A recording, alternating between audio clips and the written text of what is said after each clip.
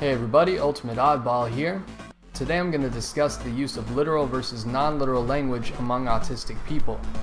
Some individuals may be under the impression that autistic people are incapable of using or understanding figurative language. This is not necessarily the case. From my personal experience and reading of other autistic people's experiences, I would assert that many autistic people are capable of learning and utilizing non-literal language with practice. I'm going to go over some of the things which have helped me, as well as how my mental processes respond to figurative language. When I hear someone use a phrase which my brain tells me doesn't make sense, it responds by scanning that phrase through a mental database of idioms, metaphors, and other common sayings. When I was younger, I studied these phrases extensively, mostly as a natural extension of countless hours reading literature, poetry, magazines, and learning from others. I've always been deeply interested by language, and so it became a necessity to learn how to differentiate between literal and non-literal language, especially if I wanted to blend in with other people.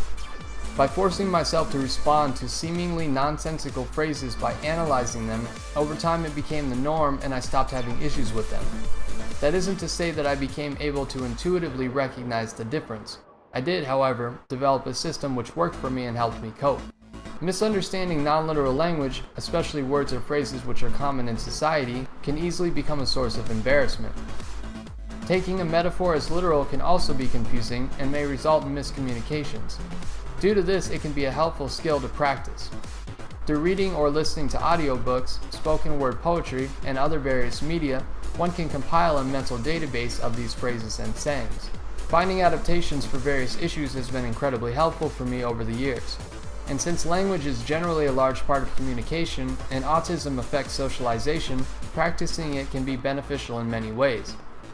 Whether reading or listening to written works or taking in other media, there are many sources from which one can develop systems of adaptation which may improve one's overall experience. They can also become overwhelming at times, and so it's important, I think, to not force it or create too many systems.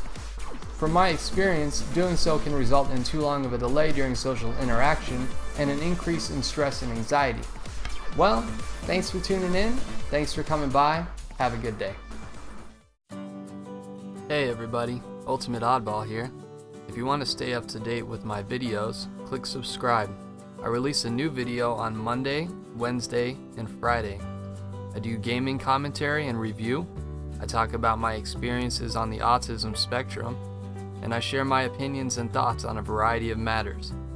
My hope is that, through my videos, I can help to dispel some of the misinformation, confusion, and negativity people have regarding autism.